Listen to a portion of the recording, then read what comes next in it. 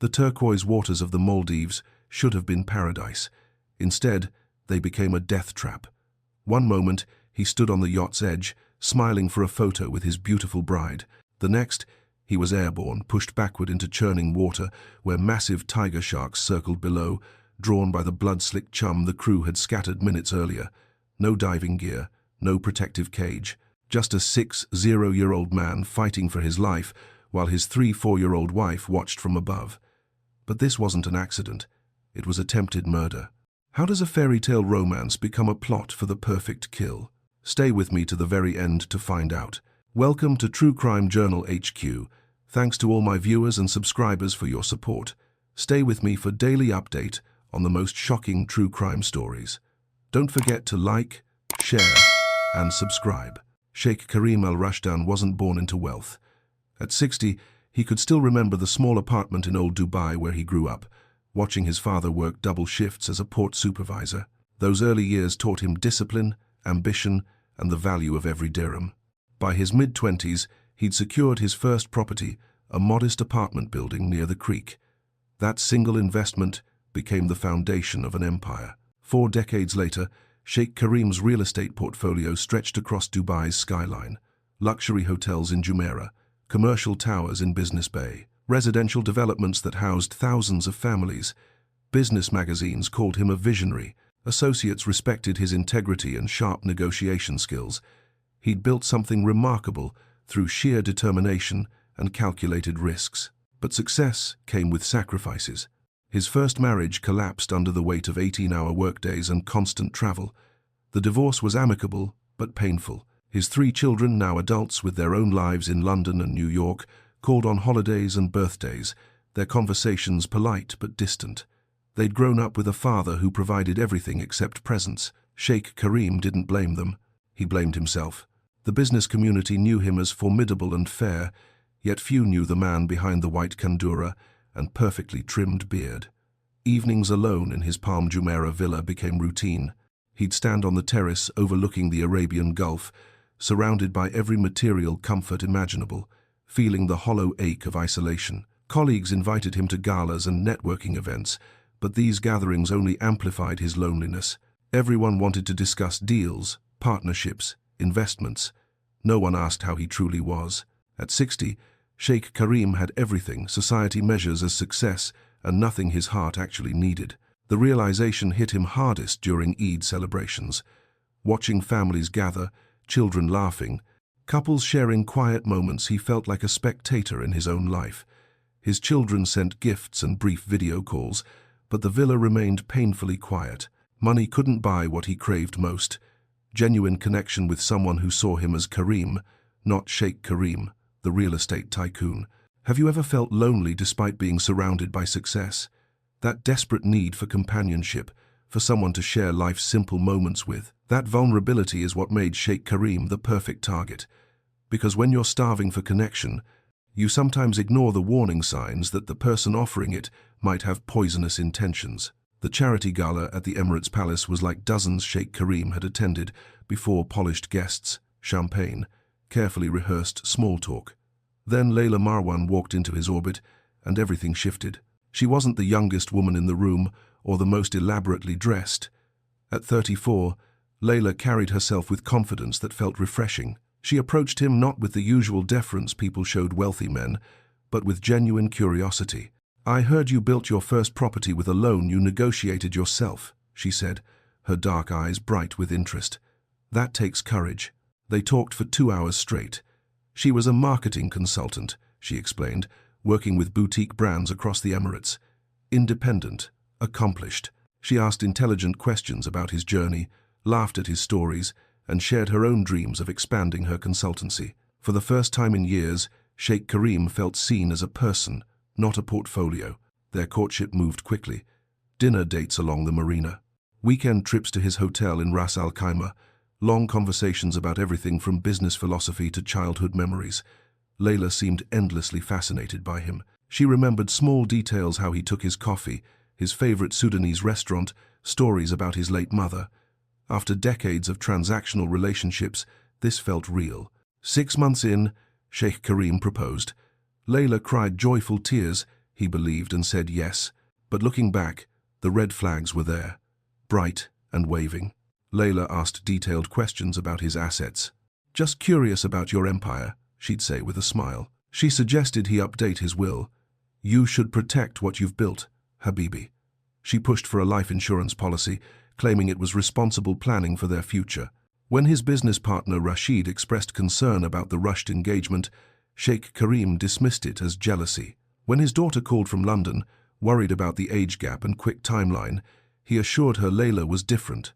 Love, or what he believed was love, made him blind.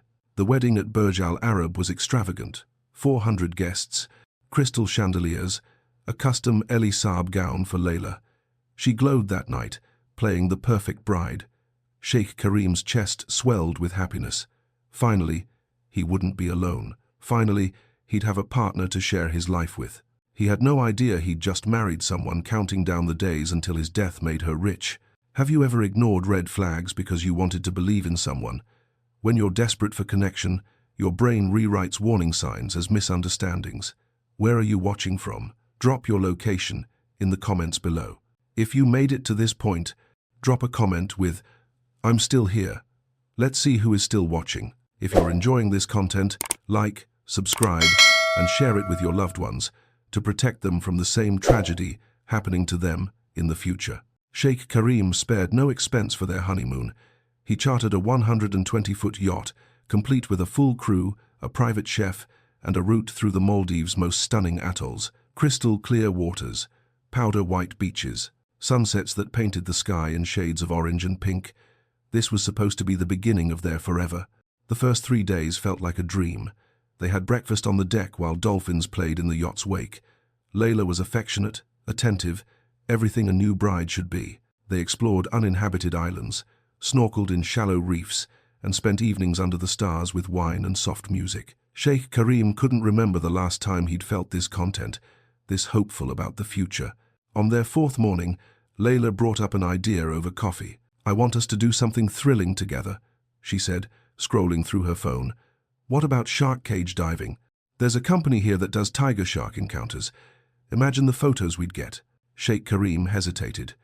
He was a competent swimmer, but had never been comfortable with extreme water activities. Tiger sharks were apex predators, powerful, unpredictable, dangerous. "Are you sure that's safe?" he asked. Layla's face lit up with excitement. "Of course. We'll be in a protective cage. Thousands of people do it. Come on, Habibi. We're on our honeymoon. Let's create memories we'll never forget." Her enthusiasm was infectious. Sheikh Karim wanted to make her happy, to prove he could still be adventurous despite his age. "All right," he agreed. "If it means that much to you, let's do it." Layla immediately contacted the diving company, insisting on booking the earliest available slot. Within hours, arrangements were confirmed. They'd meet the dive guides at a known tiger shark feeding ground the next morning. Everything was set, the equipment, the safety protocols, the crew briefing. Sheikh Karim went to bed that night with butterflies in his stomach, nervous but excited. Layla kissed his forehead and whispered, "Tomorrow will change everything." She wasn't lying, but paradise was about to turn into a hunting ground, and Sheikh Karim was the prey.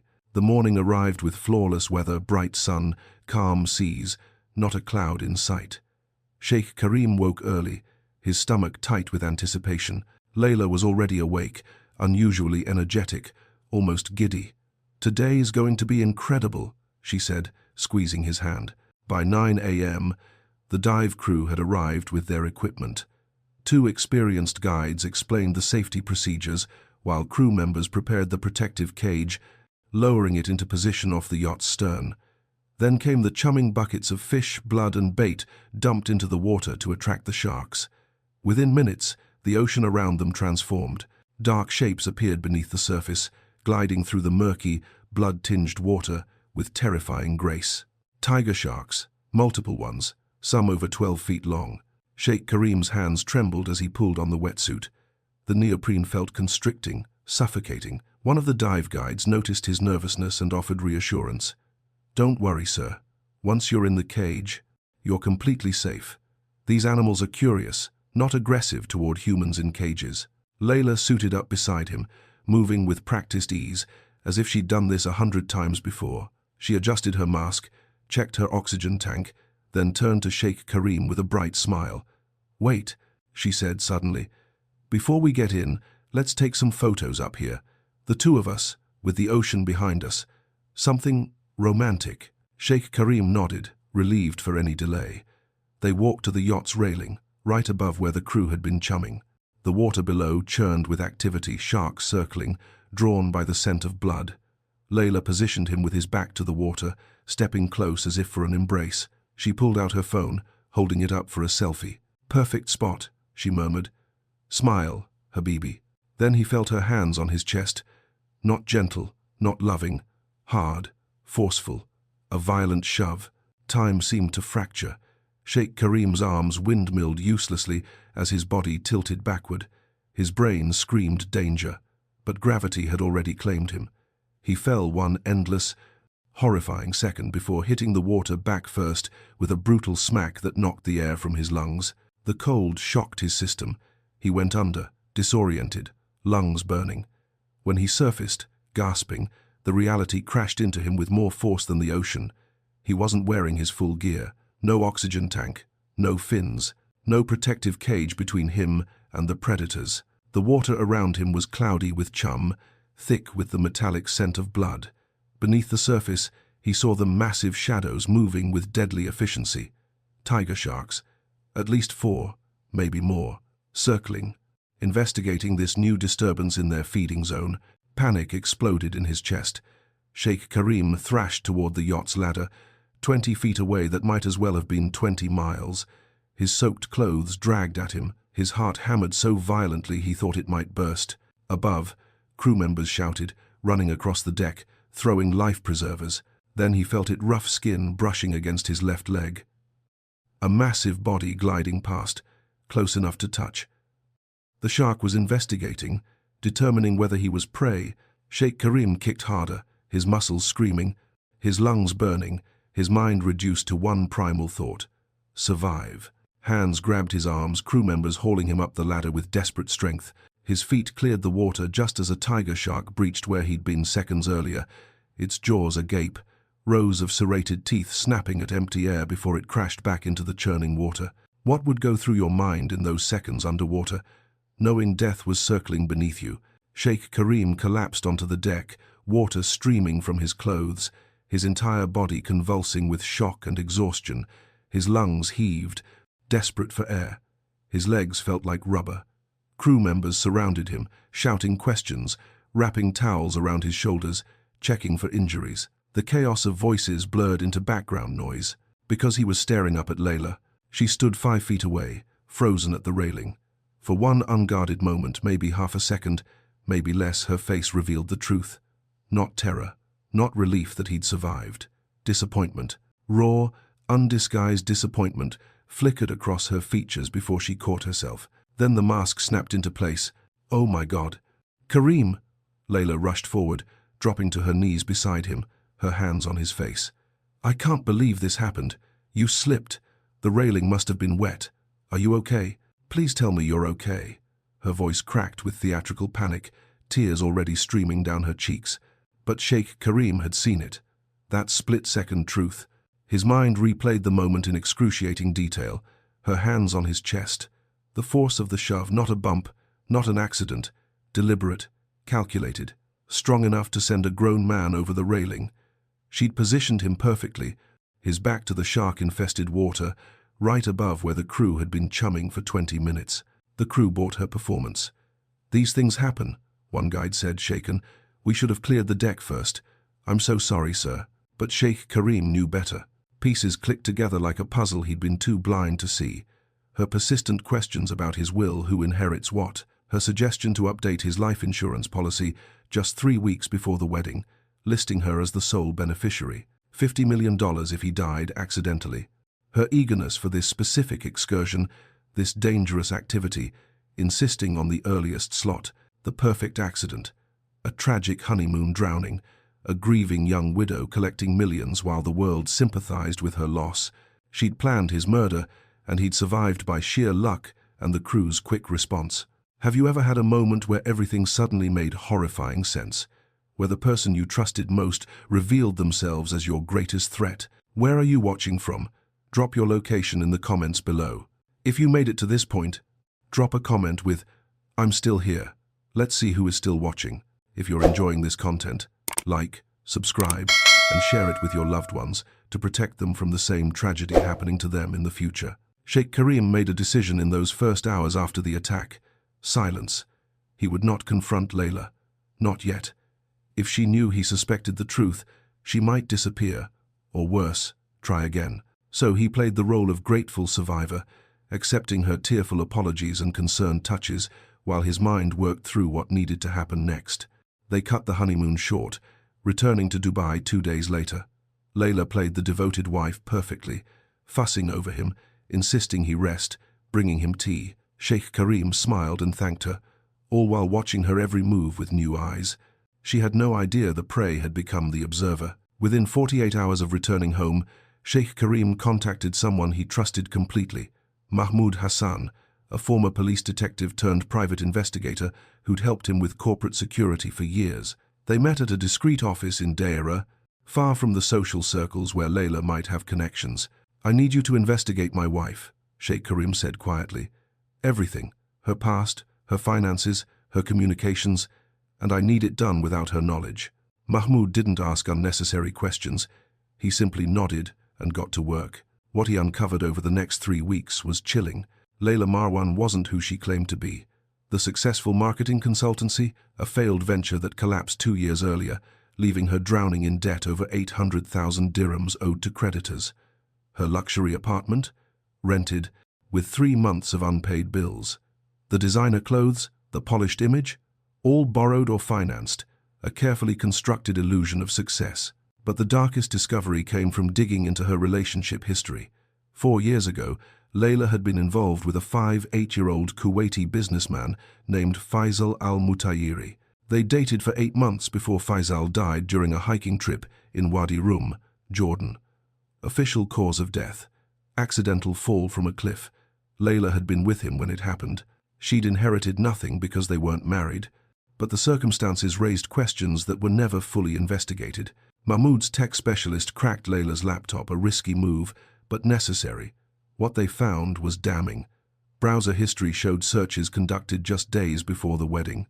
Shark attack survival rates. How long does accidental death investigation take? Life insurance payout timeline Dubai.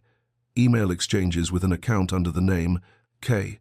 Rashid discussed Sheikh Karim's assets in detail, including property valuations and investment portfolios. The emails revealed a partner, an accomplice. Mahmoud traced the account to Karim Rashid, Layla's ex-boyfriend, a 3-8-year-old with a criminal record for fraud in Egypt. He'd never stopped being in her life. Messages between them were cold and transactional. "Once the old man is gone, we split everything 60-40. Karim had written 3 weeks before the wedding. Layla's response: "Fine, but I do the work, I take the risk, we stick to the plan." Their strategy was brutally simple: marry wealthy older men, create accidents, inherit the fortune, and disappear to start fresh. Sheikh Karim was just the latest mark. The life insurance policy she'd pushed him to sign? $50 million, with Layla as sole beneficiary, paying out double for accidental death. The shark attack would have been the perfect payday. What would you do? Confront her immediately, or gather every piece of evidence first? Sheikh Karim held the evidence folder in his hands, its weight representing weeks of investigation and a truth that still made his chest tighten with betrayal. He had 2 choices: handle this privately or bring in the authorities. The decision came easier than expected. This wasn't just about him. If Layla had done this before, she would do it again.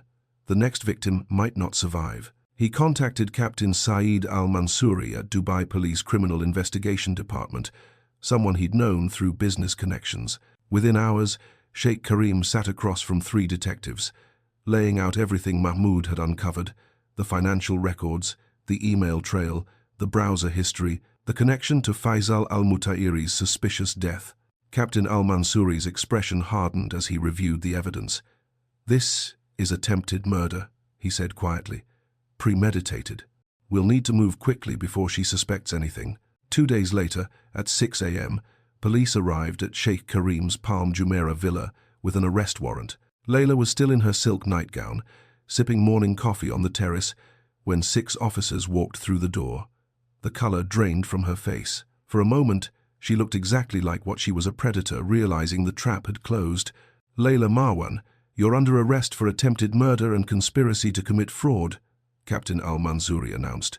"What? This is insane!" Layla's voice pitched high with panic. She turned to Sheikh Karim, who stood near the doorway, his face unreadable.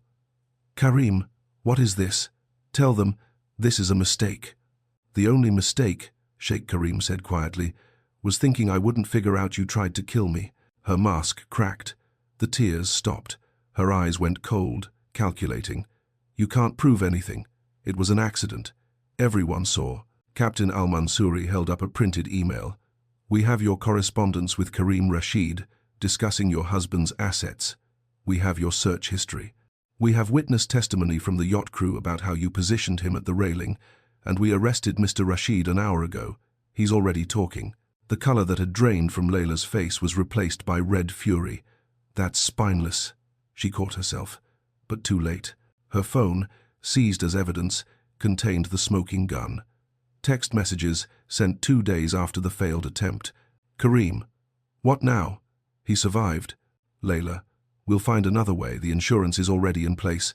Just need another opportunity." Word spread through Dubai's elite circles like wildfire. The beautiful bride everyone had envied?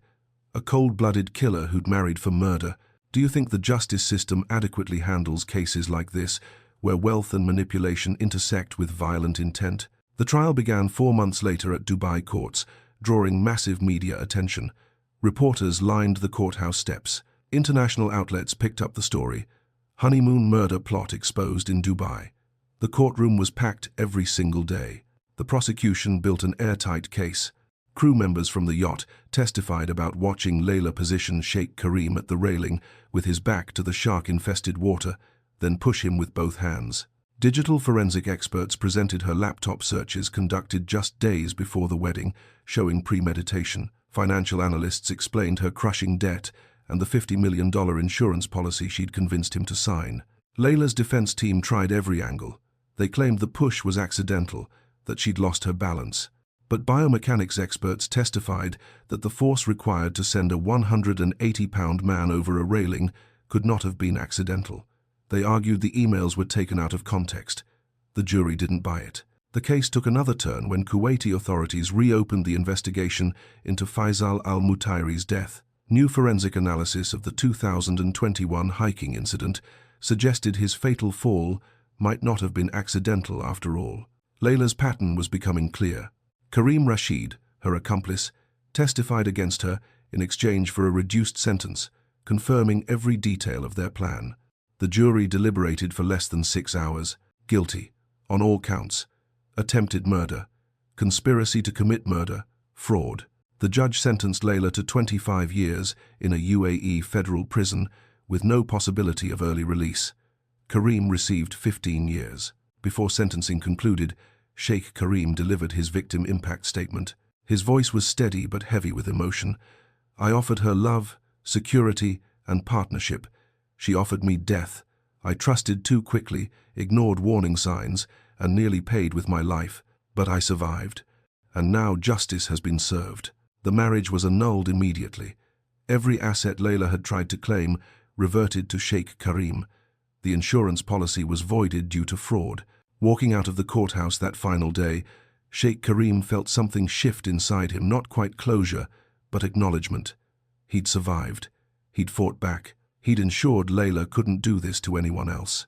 But the question remained. How do you rebuild trust after someone you loved tried to murder you? How do you open your heart again when the person who promised forever wanted you dead? Where are you watching from? Drop your location in the comments below. If you made it to this point, drop a comment with, "I'm still here." Let's see who is still watching. If you're enjoying this content, like, subscribe, and share it with your loved ones to protect them from the same tragedy happening to them in the future. Sheikh Karim's story isn't unique. Across the globe, predatory relationships targeting wealthy individuals, especially older men and women, are increasing at alarming rates. Financial exploitation through romance has become a sophisticated criminal enterprise, with victims losing not just money, but sometimes their lives. The warning signs are consistent across these cases, and everyone needs to recognize them. A courtship that moves unusually fast, with talk of marriage within weeks or months. Excessive curiosity about your financial situation, assets, investments, insurance policies, attempts to isolate you from friends and family who might raise concerns. Pressure to update your will, purchase life insurance, or add their name to accounts. These aren't signs of love. They're red flags of manipulation. Studies show that financial abuse affects 1 in 10 adults over 60, with romantic partners being among the most common perpetrators. The losses aren't just financial. Victims experience profound psychological trauma, broken trust, and lasting fear. Background checks aren't paranoid, they're practical. Before committing to anyone, especially in later life relationships, verify their history. Involve trusted friends or family in your relationship decisions. If people you've known for years express concerns, listen. Your instincts exist for a reason. When something feels off, investigate rather than ignore. Sheikh Karim lives differently now. He's more cautious, yes, but not closed off to genuine connection. He's learned the difference between healthy vulnerability and dangerous naivety. He established a foundation to support fraud victims, using his experience to help others recognize manipulation before it's too late. His story reminds us that trust and vulnerability walk a razor-thin line. Opening your heart is beautiful, but protecting yourself is essential. Love shouldn't require you to ignore warning signs, rush major decisions, or cut off people who care about you. Share this story with someone who might need to hear it. Drop your thoughts in the comments. Have you, or someone you know, experienced financial manipulation in relationships? Where are you watching from? Remember, not everyone who smiles at you wishes you well. Stay safe, stay aware, and I'll see you in the next case.